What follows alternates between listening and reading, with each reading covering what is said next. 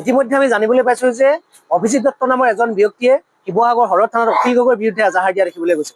তেওঁ এজাহাৰ দিছে যে অখিল গগৈয়ে সন্ত্ৰাসবাদক প্ৰশ্ৰয় দিছে, এনেকুৱা ধৰণৰ কথাই তেওঁ এজাহাৰ দিছে। কিন্তু আমি দেখিবলৈ পাইছো যে আমি ইতিমধ্যে জানো যে অখিল গগৈ ডাঙৰীয়া শিৱসাগৰ যি প্ৰচাৰ চলাই আছে, নিৰ্বাচনী প্ৰচাৰ চলাই আছে, তাৰ প্ৰতিখন সভাত পোনপ্ৰথমেই পেহেলগামত যিটো ঘটনা হ'ল, যিসকলক নাৰকীয়ভাৱে হত্যা কৰিলে আচলতে সন্ত্ৰাসবাদীবিলাকে, সেই সন্ত্ৰাসবাদী সম্পূৰ্ণৰূপে নিৰ্মূল হ'ব লাগে বুলি কৈ আছে। সেই সন্ত্ৰাসবাদীসকলক কঠোৰতকৈ কঠোৰ শাস্তি দিব লাগে বুলি দাবী জনাই আহিছে। আৰু প্ৰতিখন সভাত পোনপ্ৰথমে অখিল গগৈ ডাঙৰীয়াই সেই তেওঁলোকৰ মৃতকৰ যিসকল, তেওঁলোকৰ প্ৰতি শ্ৰদ্ধাঞ্জলি তেওঁলোকে জনাই পেলাই তেওঁ মিটিং আৰম্ভ কৰে।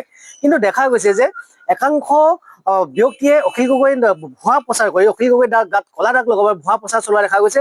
আৰু এটা কথা দেখা গৈছে যে অখিল গগৈ ডাঙৰীয়া সংবাদ মাধ্যমত কৈছিল যে আৰ্টিকল 370 উঠাই দিয়াৰ পিছতো কেনেকৈ এনেদৰে হত্যাকাণ্ড 27জনকৈ পৰ্যটকক কেনেকৈ হত্যা কৰিব পাৰিলে।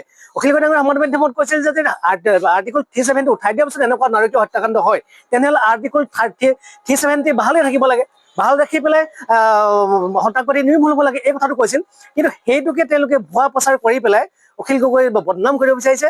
গতিকে আমি কৃষক মুক্তি সংগ্ৰামকে দাবী জনাইছো যে অখিল গগৈৰ বিৰুদ্ধে এনেকে ভুৱাকৈ আজাহাৰ দি পেলাই আজাহাৰ দিয়াটো বন্ধ কৰক। আৰু দ্বিতীয় কথাটো হ'ল যে আমি কৃষক মুক্তি সংগ্ৰামীটো দাবী জনাইছো সন্ত্ৰাসবাদ সম্পূৰ্ণৰূপে নিৰ্মূল হওক।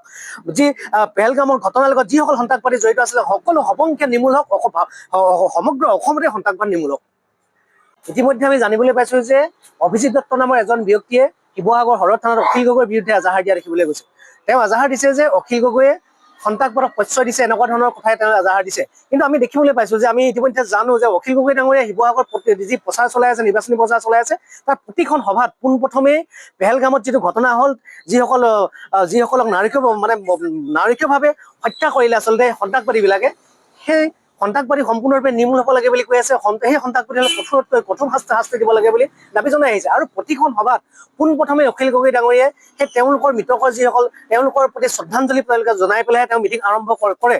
কিন্তু দেখা গৈছে যে একাংশ ব্যক্তিয়ে অখিল গগৈ ভুৱা প্ৰচাৰ কৰি অখিল গগৈ গাত কলা দাগ লগাব ভুৱা প্ৰচাৰ চলোৱা দেখা গৈছে। আৰু এটা কথা দেখা গৈছে যে অখিল গগৈ ডাঙৰীয়া সংবাদ মাধ্যমত কৈছিল যে আৰ্টিকল 370 উঠাই দিয়াৰ পিছতো কেনেকৈ এনেদৰে হত্যাকাণ্ড 27জনকৈ পৰ্যটকক কেনেকৈ হত্যা কৰিব পাৰিলে।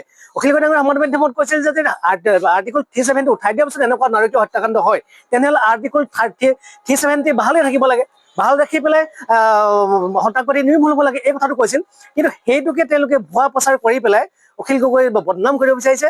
গতিকে আমি কৃষক মুক্তি সংগ্ৰামকে দাবী জনাইছো যে অখিল গগৈৰ বিৰুদ্ধে এনেকে ভুৱাকৈ আজাহাৰ দি পেলাই আজাহাৰ দিয়াটো বন্ধ কৰক। আৰু দ্বিতীয় কথাটো হ'ল যে আমি কৃষক মুক্তি সংগ্ৰামীটো দাবী জনাইছো সন্ত্ৰাসবাদ সম্পূৰ্ণৰূপে নিৰ্মূল হওক। যি পেহেলগামৰ ঘটনাৰ লগত যিসকল সন্ত্ৰাসবাদী জড়িত আছিলে সকলো সবংশে নিৰ্মূল হওক, সমগ্ৰ অসমতে সন্ত্ৰাসবাদ নিৰ্মূল হওক। যিকোনো খবৰৰ বাবে যোগাযোগ কৰক 7099017330 লগতে 7099017110 নম্বৰত।